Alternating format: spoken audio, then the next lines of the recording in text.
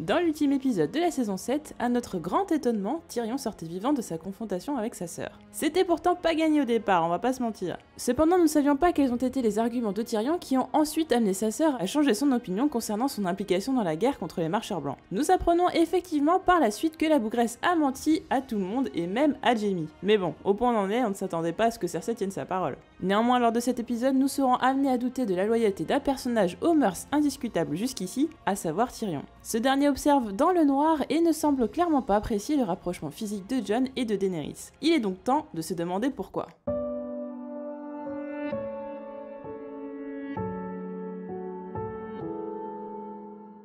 Alors oui, ça peut paraître absurde comme ça, mais avouez que vous y avez pensé l'espace d'une seconde car son regard laisse transparaître bien plus de déception que d'animosité. Et si Tyrion était déçu que la belle et puissante Daenerys ait préféré jeter son dévolu sur un bâtard du Nord, qu'elle connaît à peine, plutôt que sur le descendant d'une puissante lignée, lui qui l'a toujours conseillé et qui lui a toujours été fidèle. Tyrion, c'est celui qu'on ne voit pas venir, mais pardonnez-moi, je ne voulais pas faire cette blague. Tyrion est discret, il aurait pu effectivement éliminer ses rivaux un à un sans même que Daenerys s'en rende compte. Qui a proposé à Daenerys qu'elle bannisse Jorah hors de Meereen? Qui lui a conseillé de laisser Daenerys Harris à Meereen? Par ailleurs, si Tyrion s'avère être réellement amoureux de Daenerys, cette phrase prendrait tout son sens. He wasn't the first to love you, and he won't be the last. S'ensuivait un long regard ému nous laissant penser que Tyrion éprouvait des sentiments pour Daenerys. En effet, beaucoup de choses les rapprochent tous deux, ils avaient un père détestable dont il était nécessaire d'écourter la vie, personne ne croyait en eux, chacun a montré sa capacité à gérer une armée, ils sont diplomates et ont le sens de l'empathie. La complicité et la confiance entre les deux personnages a tellement grandi que Tyrion, qui est pourtant Lannister, est devenu main de Daenerys. Il était devenu l'homme le plus proche d'elle avant l'arrivée de Jon. On aura également remarqué le regard suspicieux de Tyrion lorsque Daenerys semble émue à l'idée de laisser partir Jon au nord, qu'il a essayé de sonder Daenerys sur son attirance pour Jon et qu'il a fait le nécessaire pour que Jon obtienne ce qu'il voulait le plus vite possible afin qu'il ploie rapidement le genou et qu'il s'en aille. Si on ajoute à ça qu'il ne voulait pas que Daenerys aille secourir Jon, ça commence à faire beaucoup de coïncidences. Néanmoins, plusieurs éléments de cette théorie sont discutables. Tyrion avait déconseillé à Daenerys d'expulser Jorah pour lui laisser la vie et n'a pas semblé être affecté par son récent retour. Sans compter que nous n'avons jamais vu Tyrion déconseiller à Daenerys de se rapprocher de Jon, il semble laisser les choses se faire naturellement, sans intervenir. Et si Tyrion avait développé de la rancœur envers Jon? Il faut avouer que Tyrion n'est pas passé loin de la mort. En allant se rendre seul à la rencontre de sa sœur qu'il a toujours haï, l'issue aurait pu être fatale. Il faut dire surtout que cela aurait pu être évitable. Jon est responsable de la prise de risque de Tyrion, car c'est en souhaitant prouver sa loyauté et son amour à Daenerys que Jon a refusé l'ultimatum de Cersei. Ainsi, ce n'est pas Jon qui a eu à réparer son erreur, mais à Tyrion de le faire, et ni Daenerys ni Jon n'ont l'air plus reconnaissants que cela. Daenerys ne semble écouter que Jon, et Tyrion sent qu'elle n'a plus besoin de ses services. Les stratégies militaires infructueuses de Tyrion ont eu raison de son influence sur Daenerys, elle le dit d'ailleurs,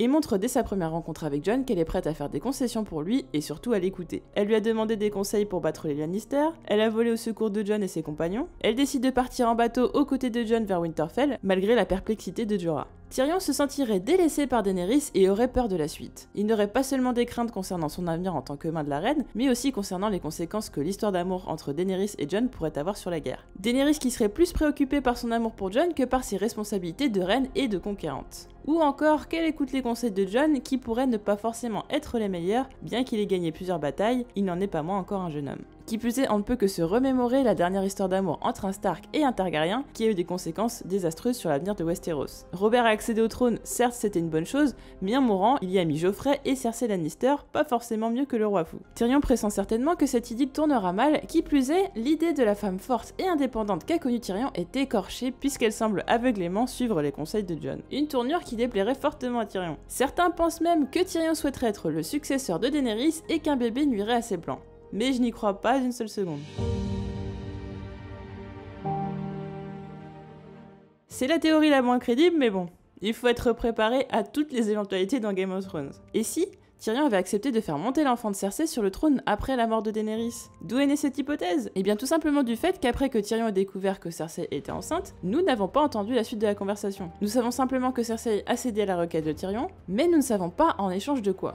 De plus, Tyrion était touché par la révélation de Cersei et comme il le dit, il ne veut pas voir la maison Lannister s'écrouler. Ajoutons à cela qu'il a dit à Daenerys qu'il fallait songer à un successeur pour le trône. Tyrion aurait donc fait un pacte avec Cersei, Celle-ci aurait fait croire à Tyrion qu'elle savait la guerre perdue et que de toute façon elle finirait par se faire tuer. En dernier recours, elle aurait donc proposé en échange de son aide militaire contre les marcheurs blancs que non seulement son enfant survive, mais qu'en plus celui-ci devienne le roi des 7 royaumes après Daenerys pour rétablir le nom des Lannister. Tyrion aurait donc accepté, lui qui a toujours aimé ses neveux et nièces. Mais ce dernier aurait émis une condition, l'enfant devra être élevé par lui, selon ses valeurs à lui, afin qu'il ne reproduise pas les mêmes cruautés que sa mère ou son frère. Condition que Cersei aurait acceptée, même si on connaît la suite. Qui plus est, selon la prophétie tirée du second livre, à savoir Clash of Kings, Daenerys doit être trahie 3 fois. Une fois par le sang, on peut se douter que c'est Mirri Maz Duur, la sorcière qui a tué l'enfant à naître de Daenerys. Une fois pour l'or, cela peut être Viserys, peu de chance que ce soit Jorah car il espionnait pour être pardonné par le roi et non pour l'or. Une fois pour l'amour, du coup on pourrait se demander si Tyrion trahirait Daenerys pour l'amour de sa famille. Pourquoi ça ne tient pas la route? Quand on voit ce qu'était Geoffrey, je ne pense pas que Tyrion reprendrait ce risque, lui qui comme beaucoup, a été soulagé de la mort de ce tyran. Ce pacte serait clairement un acte de trahison, Tyrion est un homme loyal, et s'il devait trahir Daenerys, ce serait car cette dernière mettrait en danger la vie d'innocents, et Daenerys n'est pas devenue une Mad Queen. Qui plus est, Tyrion connaît bien sa sœur, et celle-ci a quand même bien mis la vie de ses enfants en danger pour atteindre ses objectifs, alors il ne verrait pas sa sœur baisser les bras aussi facilement et être aussi fataliste.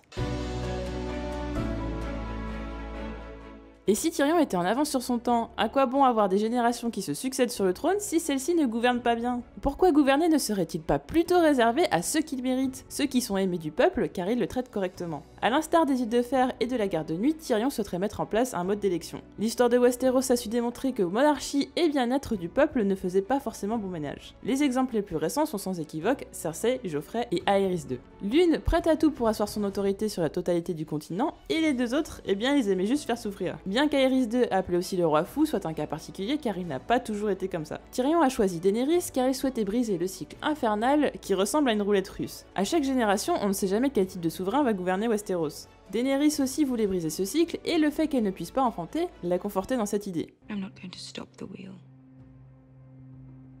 I'm going to break the wheel. Seulement, si ces dernières finissaient réellement par enfanter, penserait-elle toujours la même chose? Ne souhaiterait-elle pas le meilleur pour son enfant? Que son enfant perpétue ce qu'elle a mis tant de temps à construire? Car le monde meilleur qu'elle et Tyrion souhaitent bâtir serait un engagement sur plusieurs générations. Une seule vie ne suffirait pas à changer les choses. Ainsi, aux grands mots, les grands remèdes, on veut être certain d'être gouverné par la bonne personne, on les lit. Daenerys et Jon ont quelque part été élus, dans le sens où les peuples ont choisi délibérément de les suivre, et ce, sans contrainte. Tous deux ont protégé des peuples d'un destin funeste. La phrase de Missandei est par ailleurs pleine de sens.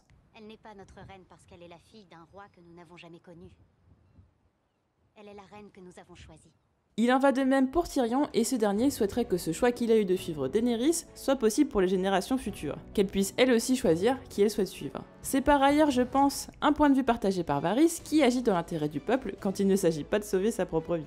Nous avions vu les deux hommes converser vivement à propos de Daenerys après que celle-ci ait fait un massacre lors de la bataille contre les Lannister, tuant au passage Randyll Tarly et son fils Deacon sans même sourciller. Si les deux hommes n'arrivent pas avec le temps à se faire entendre de Daenerys, jusqu'où irait-il pour bâtir un monde fondé sur l'intérêt du peuple? Mélisandre n'a-t-elle pas vu la mort de Varys quelques épisodes seulement après que Daenerys ait menacé ce dernier de le brûler vif s'il la trahissait? Si Tyrion semblait si pressé de soumettre l'idée de démocratie à Daenerys malgré son agacement, c'est parce qu'il ne sait pas quand elle mourra et que ce point fondamental doit être ratifié afin qu'en cas de décès, cette volonté de mettre en place un système d'élection soit respectée. C'est la raison pour laquelle il déconseille à Daenerys toute action qui la mettrait en danger. Si elle venait à mourir, toute opportunité de changer les choses serait définitivement perdue. Qui plus est, si Daenerys enfante, elle pourrait connaître le même sort que certaines autres femmes qui ont mis au monde des Targaryens, à savoir mourir à l'accouchement. Peut-être est-ce une crainte de Tyrion. N'hésitez pas à me dire en commentaire quelle théorie selon vous est la plus probable, ce que vous pensez de ces théories, et on se retrouve très vite pour d'autres vidéos. Salut!